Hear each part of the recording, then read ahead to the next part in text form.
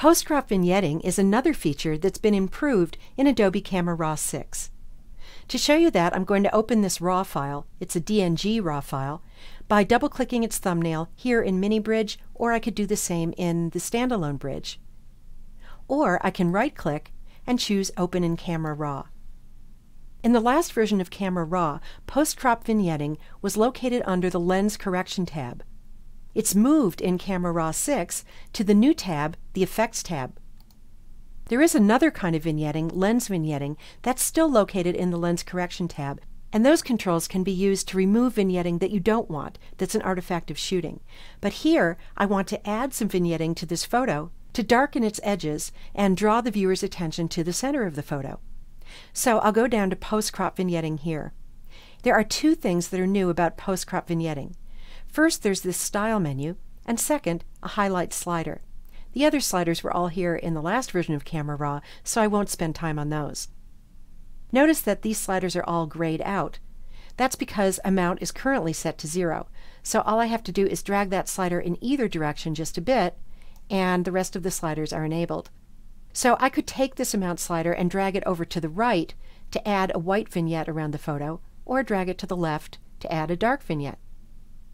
Once I have a vignette to start with, I'll go up to the Style menu, and from there I can choose one of 3 different styles.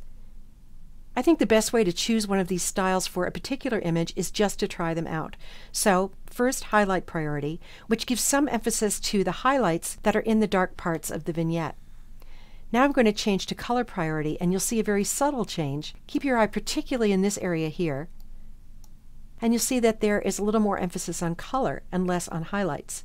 You can also see, as I go back and forth between Highlight and Color Priority, that the histogram changes a bit. So there's Highlight Priority, there's Color Priority. And the third choice is Paint Overlay.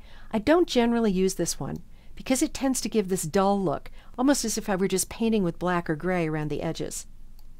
So I'm going to go with Highlight Priority here, and with either Highlight Priority or Color Priority, I have the option to increase the visibility of highlights through the vignette. So if I take the Highlight slider and move it way over, you can see some of the highlights coming back around the edges here. I'll drag it to the left again, and then over to the right so you can see the difference. I think in this case I'd probably put it somewhere in the middle, and I might actually reduce the amount of the vignette, bringing back some of the image. So using the new Style and Highlights controls in Post-Crop Vignetting, you can get some more natural vignettes that take account of the brightness values and the color in the image. I think you're going to like the results.